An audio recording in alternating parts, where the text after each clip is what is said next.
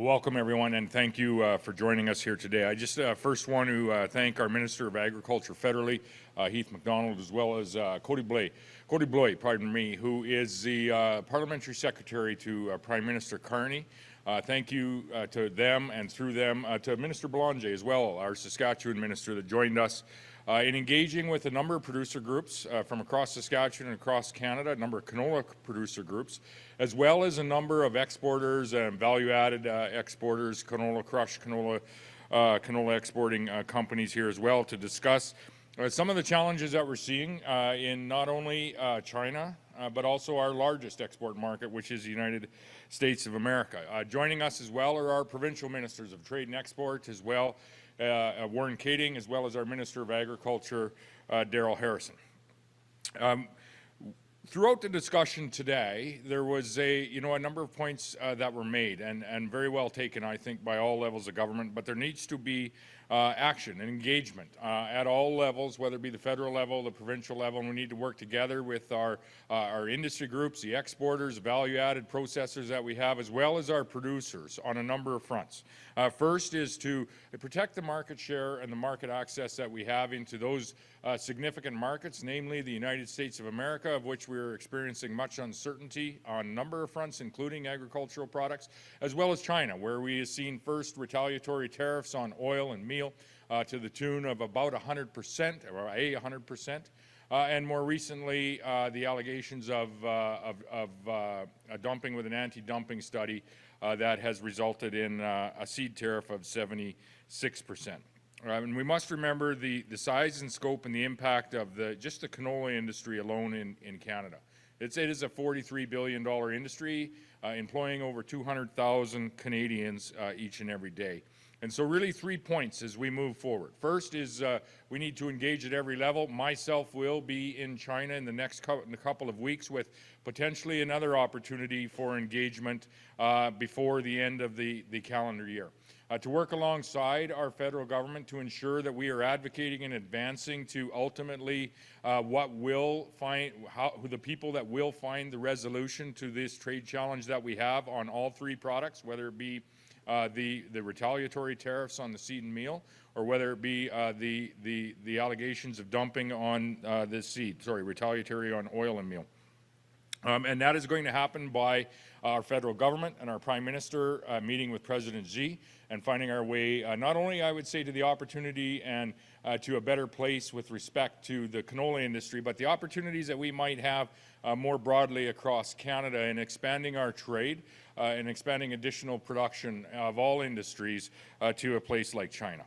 There will be opportunities for the President and the Prime Minister to meet. I think when you look at the global calendar of events, and we will be working alongside Kody Blois as well as other ministers in an effort for that to happen. Second is ultimately at some point in time, should this temporary tariff last for any degree of or period of time, is we will have to work together to signal that we are there to support the canola industry, the exporting industry, and our agri-food industry more broadly. And those conversations will continue.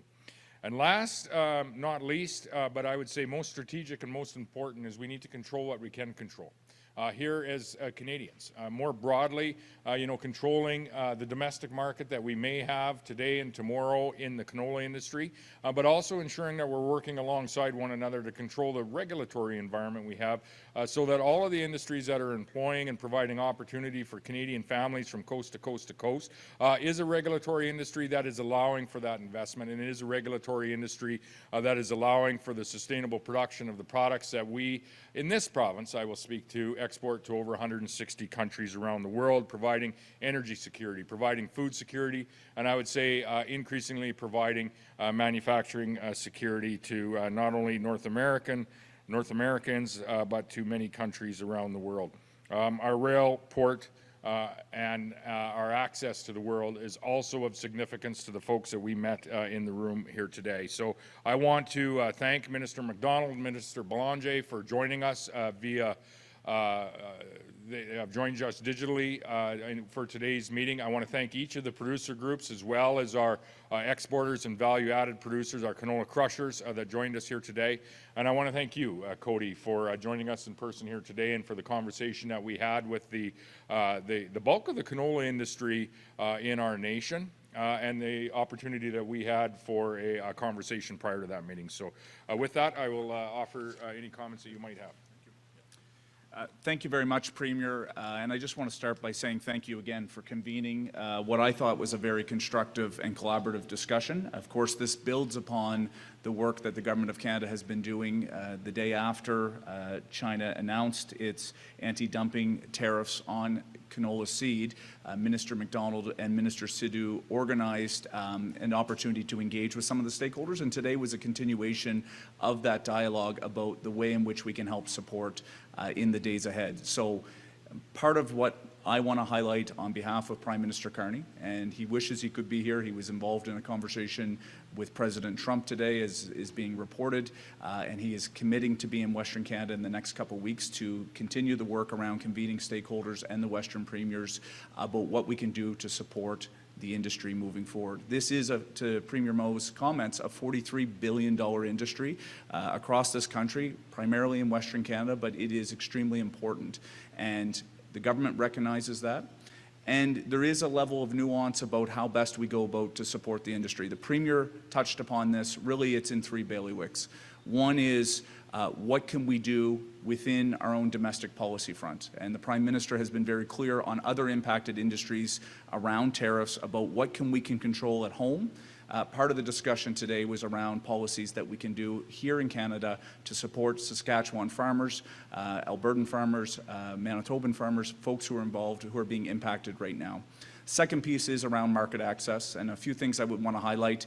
The government is engaging with Chinese authorities. In fact, next week there is what's called the Joint Economic and Trade Commission. This is an opportunity for Canadian authorities and Chinese authorities to engage on what we see as differences around trade.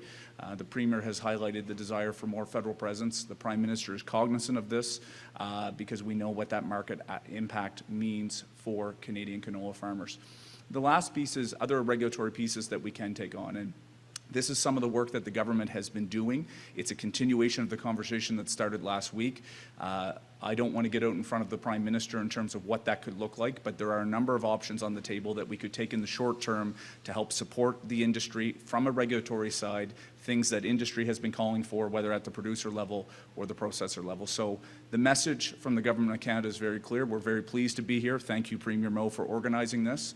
The Prime Minister is looking to be in Western Canada in the next couple weeks. We'll have more to say on what a series of measures could look like to support the industry. Today's conversation is going to play into that, and we're deeply aware of the impact of what this means in Western Canada. So to those who are involved in the canola industry from a producer level, we know the anxiety of the uncertainty of the market access right now and what this means. We have tools at our disposal. We know your value, and we're going to work hand in hand with the Government of Saskatchewan to see what we can do to mitigate the situation in the days ahead. So I'll leave it at that, and I don't know, Premier, would you want any comments from your ministers, or we'll just turn it over for any questions? Seeing no questions. Seeing no questions. Oh, so, okay.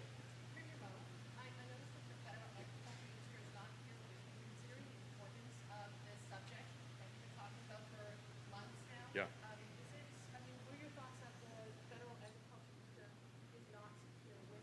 Yeah, he was booked to come, but I understand that his plane was not able to make it last night due to some disruptions in the airline industry. So he was booked to come in person. We made a virtual option in case some of the well-documented disruptions in the airline industry did impact him. I think Kody was out in central Canada on different business before and was able to make it. We're appreciative of that. And we are appreciative of not only Minister MacDonald, but also Minister Belanger joined the call today as a Saskatchewan minister as well. I would just say more broadly to your point, this is an important issue, not just to Saskatchewan, but to Canada. It's of vital importance that we are addressing this and addressing it, I think, in a collaborative fashion. It isn't going to be Premier Moe and President Xi that stand up and say, we've come to a trade deal here and everything is good moving forward. It is going to be the Prime Minister of Canada, Prime Minister Carney and President Xi that ultimately are going to speak on behalf of their countries. And it is very much my position as a subnational leader of a province that has a tremendous interest and stake, and I would say a part to play in advancing those discussions and getting this to a place where we can have access not only to the market, our second largest market in China, but ensuring that we are an advocate and doing and saying the right things so that we continue to have access to our largest market, which is the United States of America. And so we do need to work together for this, and this would be new for this media gallery to have me standing in front of them saying that I am hoping for every success for our Liberal Prime Minister in this conversation. Can you give us any more details on your trip? You mentioned that it's going to be in the next couple of weeks. And if these tariffs do go on, you also hinted at some provincial support. Can you elaborate on that? Yeah, and those discussions we hope to alleviate, both at the federal and provincial level with our, with our conversations with the highest level that we can engage with, that I will be able to engage with on our first mission, which will be in the next few weeks here. And that's what we're working collaboratively with not only Global Affairs Canada, but with the federal government more broadly on how and where can Saskatchewan be a strong voice in bringing this conversation along and bringing the partners to the table. Ultimately, every country in the world has a little different approach in how, and we understand that with 9 trade offices around the world, it's a little different approach in how you advance the conversation and advance the relationship. This one, it's our view that needs to advance and advance very rapidly, and that's why we are essentially changing to some degree some of the preliminary or previous trade or in-country engagement that we had. We'll also be in areas like South Korea and Japan, other areas of importance for Saskatchewan exports. But we have amended that to some degree so that we can be in China in the next number of weeks and potentially back before the end of the calendar year, all in an effort of advancing that Canada-China trade relations specific to canola, which is the largest export that we have from this province, and I dare say the largest exports that we have from Canada into China, and that's why we all too often see it being targeted when there are, global relation challenges, shall we say. Saskatoon, would you say that it's fair to assess that your trip is going to be sort of a warm-up to the Prime Minister? You're going to go there and lay the groundwork for a solution, hopefully, and then the Prime Minister comes in later? Is that kind of what we're looking at? Well, unless I can fix it while I'm there, which would be perfect. But ultimately, as I said, it is going to be a nation-to-nation discussion. And so, if myself as a subnational leader of a major canola producing province, and I would say a province that is no stranger to advancing and advocating Canada's global relations, can in any way be helpful to finding our way to a resolution, not only in with our market access of all products, not just canola, but all products into China. I would say also advancing the market access and the trade relations and the trade discussion and the uncertainty to some degree that we see with our largest trading partner south of the 49th parallel, the United States of America. Yeah, that's what I'm up to this fall. Today's meeting was about canola, but bees will also be an important part of your message in China? Yes, all agri-food products, and not only the market access that we have today and the current exports that we have enjoyed in our trade relationship with China providing a certain degree of their food security over the last number of years, and I think we have been a fair and a sustainable trading partner, always respecting the trade relationship that we have with the country of China and with the people of China. But I would say also representing the opportunity that lies in the future. As we see discussions around, should we be diversifying our trade relations? China is a growing market and it's a premium market, and most certainly is a market where I would say that we not only have existing opportunity, but we have additional opportunity as well, as we do in India, as we do in Europe, as we do in other areas of the world as well. So if we are truly serious about diversifying our trade, from a Canadian perspective, and we've already done some of this from a Saskatchewan perspective. China is one of those markets that are going to be part of that conversation. And I don't know if you have anything to add to that, Kody. What I would say is the message is very clear, and the government is very cognizant of the fact of the importance of the Chinese market for Canadian canola exports. Part of the discussion that was happening today is, of course, the work that we can do to engage. I mentioned Jet C, which is one form to engage Chinese authorities. The Premier's going to make his trip to China. But part of this conversation also revolves to the Premier's comments of what other markets are available.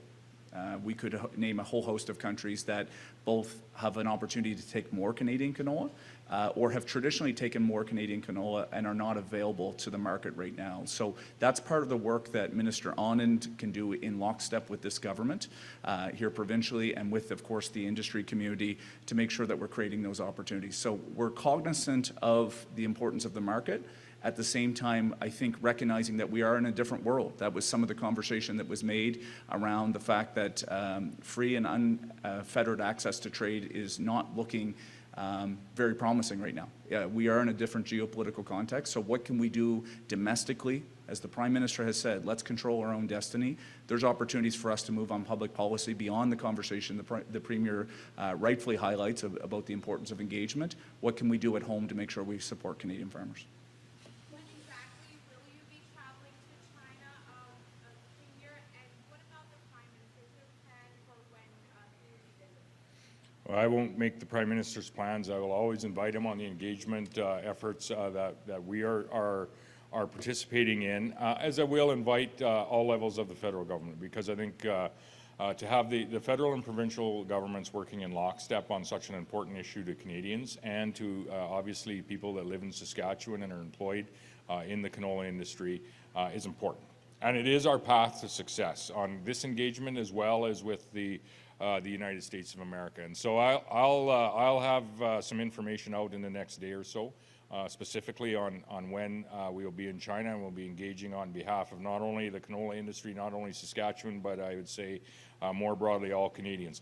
I just wanted to thank Dean, I failed to do this in my opening comments, Dean Bedard Hahn for and all of the faculty at the College of Agricultural and Bioresources for hosting us in this beautiful building, my alma mater, and many others here today for this meeting and in the atrium for this media avail as well. I didn't expect to see the world's greatest wheat breeder here. Dr. Pozniak is here from the Crop Development Center. Thank you for joining us as well. Farmers are facing uncertainty right now. It is time for harvest, and if these start to aren't lifted quickly, what is the support that you're offering to them right now? And I think that's some of the discussion that we will have in the next number of weeks. But you're rightfully identified. You know, herein lies the surgical initiative that is you know, being unraveled before our very eyes with a retaliatory tariff of 100% on canola oil and meal some time ago, and now added to that a 76% tariff on canola seed as we enter into the Western Canadian harvest, which is going to provide the bulk of not only the canola for this year's annual export market, crush market locally here in Saskatchewan, but also the bulk of the income for Saskatchewan producers and you know, the people ultimately that we collectively represent across Canada. So therein lies the challenge and the urgency. And I would say the urgency is in particular with the temporary tariff that has been applied while the anti-dumping study is finalized. Herein lies the opportunity for us to engage at every level of government. At the provincial level, I've said we'll be there shortly. We will always invite the federal government in some fashion or form to join with an effort as soon as possible to have the President of China and the Prime Minister of Canada be able to sit down across the table, come to some type of a negotiated marketing arrangement or market access arrangement moving forward. There's all sorts of cards that can be played in that conversation. I won't preempt or negotiate publicly as it is not my place to do. But my effort, my initiative, and my advocacy is going to be for that conversation to happen sooner rather than later. And I'd say a parallel effort in the American market as well. If I could just build upon that comment. So the Premier's talking about engagement. Again, I want to highlight that the Minister of International Trade has been engaging the authorities on an ability to try to resolve some of these differences that we have with the Chinese government. Again, our position would be aligned with Canadian industry and all governments provincially to say Canada is not dumping canola seed into China. We want to make that resolutely clear. Your question was on support for farmers. There are existing federal provincial tools that are in the window for farmers around business risk management. In fact, part of the work that was done earlier this year was actually to enhance those for this particular program year, given all the uncertainty that transpired. So I think it's important to recognize that. And depending on where we end up in the next few weeks would depend on how we may actually respond. Canola futures have actually increased since the August 12th announcement on the original tariff. That doesn't mean that this industry is out of the water, so to speak. There's a lot of uncertainty. We think as a federal government there are things that we can move on reasonably in the next couple weeks in lockstep. And again, I don't want to get too far in front of the Prime Minister, but those conversations are ongoing about what we might be able to do on the regulatory front and other irritants that the industry has highlighted over the past week and maybe even sometime before that.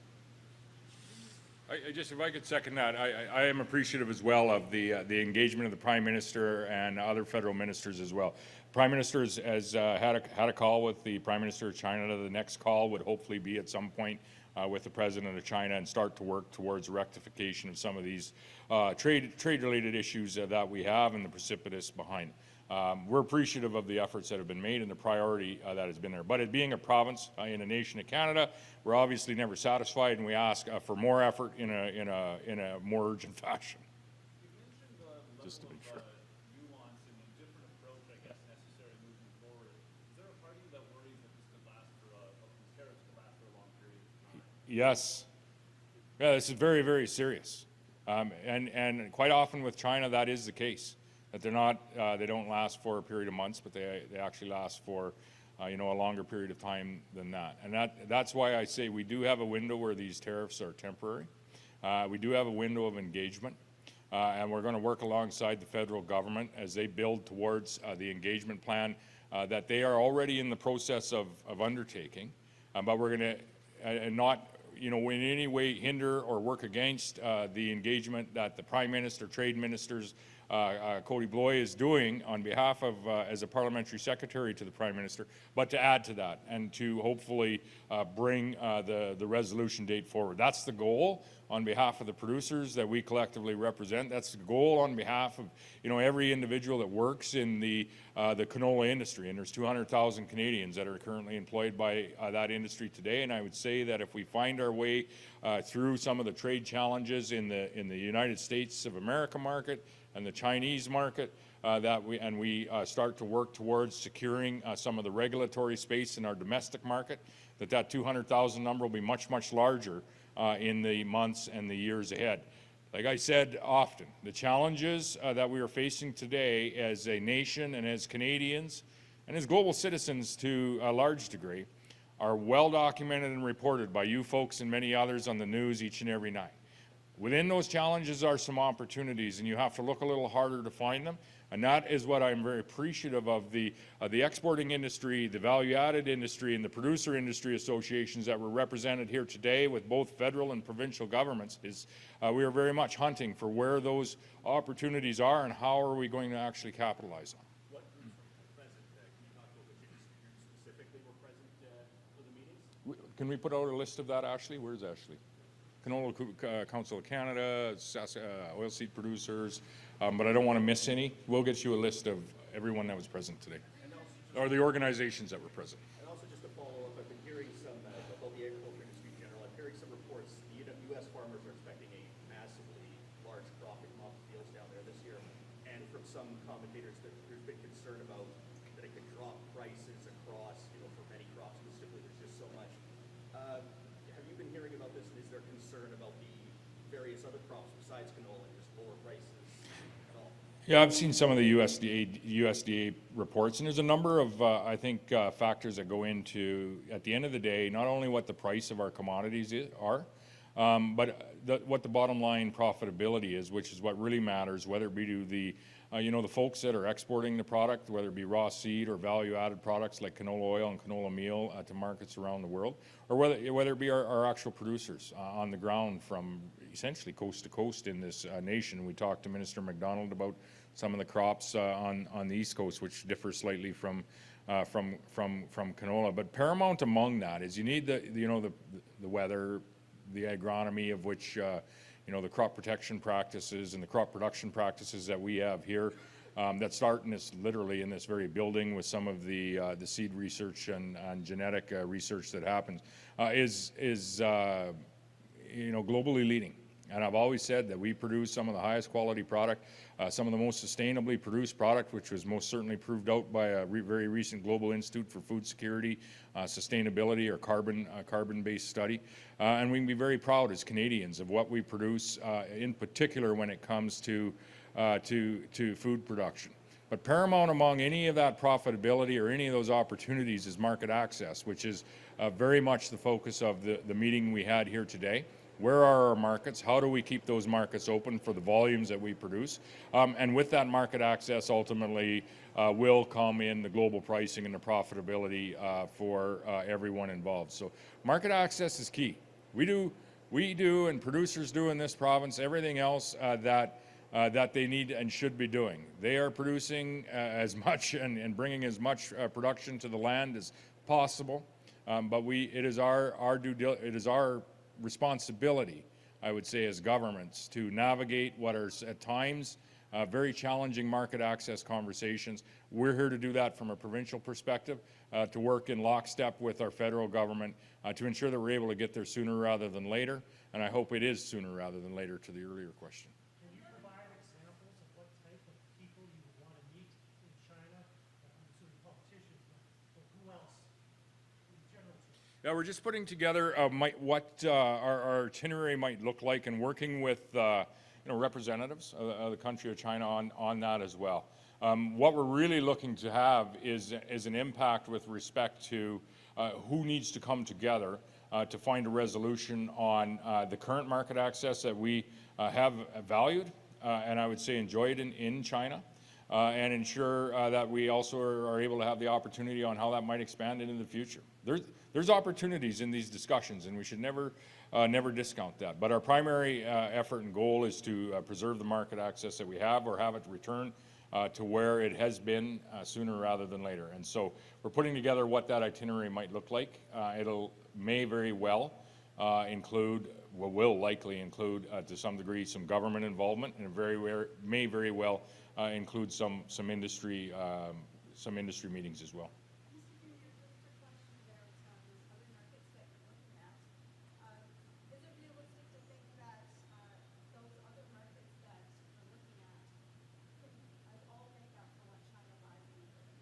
No.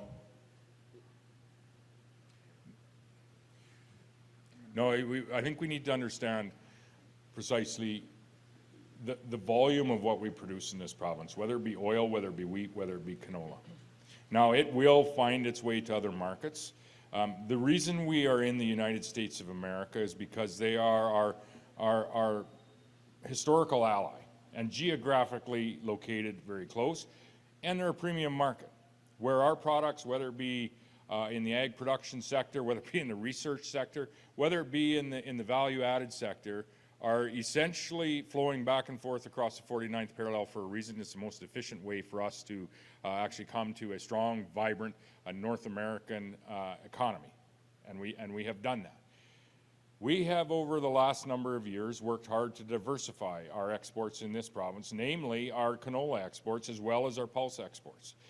We have worked hard to diversify some of those sales to a country like China as well as India, and for us in Saskatchewan, over 160 countries around the world.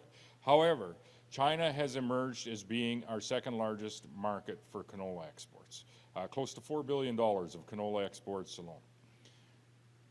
They're a growing market, they're the largest market in the world, and they're a premium market.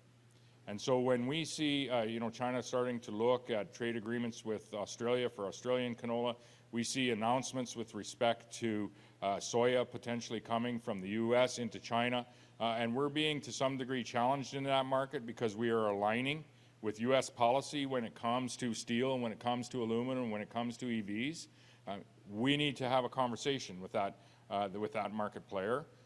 And the federal government has, in fairness, started that conversation. We are going to advocate for that to be a much more urgent conversation and get to a resolution sooner rather than later. And we'll be supporting the federal government as we find our way ultimately to that point. But to answer your question, when we start to diversify and move that product away from China, it is going to fetch a lower price, and it is going to be, very challenging, if not impossible, for us to find another market with the single volume that China may take. So this is an important market for us, as is the United States of America when it comes to canola exports. We need them both, and that is what we're going to do our level best to retain. Sorry. Yeah.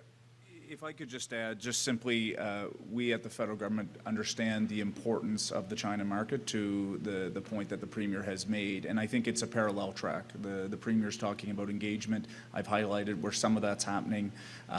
There's more work to be done in terms of what that could look like in the days ahead, and again, I don't want to get out in front of our Minister of Foreign Affairs or the Prime Minister on this, but the other parallel track is what we can do within our own destiny.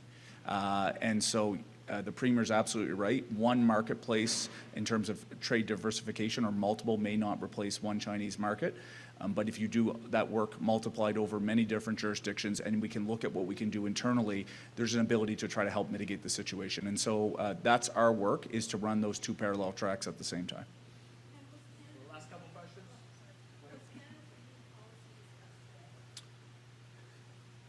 The policy, what I would say on the discussion side, there was an understanding, and the Premier has highlighted this, this was the position of industry about the importance of both marketplaces. Now, I started my comments here by saying we're living in an uncertain world. The geopolitics are difficult.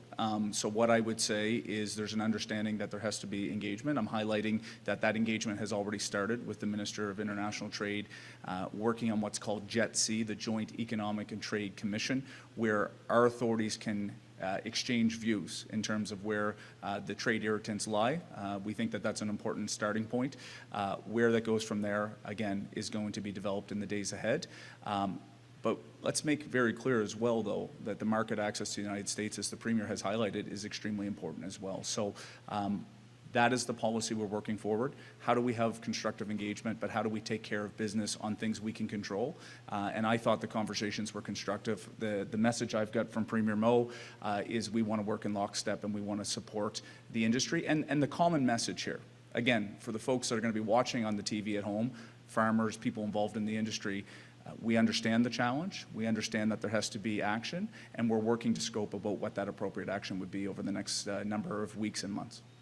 Last week, the federal conservative leader, who was here now, conservative leader, he suggested that the tariffs from Chinese electric vehicles collected by Canada be used to help rural farmers or farmers in prairies. Is that something, what are your thoughts on that suggestion? What I would say is, right from day one, when the Chinese introduced the 75.8% tariff on canola seed, we've been engaging about what we can do to help support and mitigate that situation.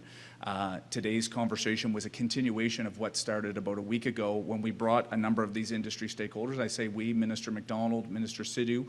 So this is a continuing conversation. I think industry and this provincial government here in Saskatchewan would be able to say that this is a nuanced situation. It is fluid. Price points have gone up and down over the last number of days as the market is trying to figure out what may happen, and there's still a lot of uncertainty. But the message that I bring today on behalf of the Prime Minister is that he will be in Western Canada in the next couple of weeks. He has committed to Premier Moe and other Western premiers for convening these discussions with industry stakeholders about the best path and the best action moving forward. And those options are being scoped out at this point. That's okay. I'll maybe just comment on that as well. As the first, Prime Minister Carney has been very accessible. I reach out often, and he's makes himself available on short notice, and so that very much is appreciated, as is his and the government's engagement with China. And as always, we want it to be as urgent and as high a priority as possible from Saskatchewan and the canola industry's perspective. To your earlier question on the EVs, I think I talked with Premier Canoe about something similar as well.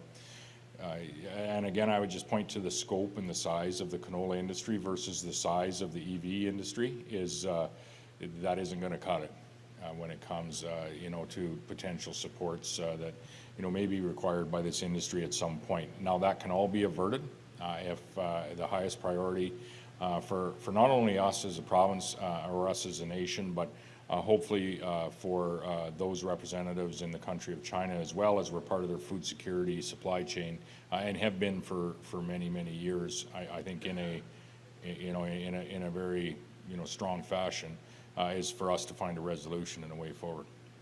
That's the goal everybody shares, I think, in the meeting today and across Canada. What's your reaction on the accusation by the opposition that the government, the provincial governments is slow to respond to these tariffs, and the China Trade Office has done nothing to prevent this? The China Trade Office that they would close in their most recent campaign? Is that the question? Because that was one of the areas where in the most recent campaign where literally the lost and reckless NDP had said they would cut back some of the investment. And so they really have no stead or in no real honest fashion can comment on whether it be international trade missions or whether it be the use of international trade offices, when this is precisely an area that they had committed to cut should they ever form government. And so, yeah, it's disappointing, but not unexpected. Perfect. Thanks, everybody. Okay. Premier.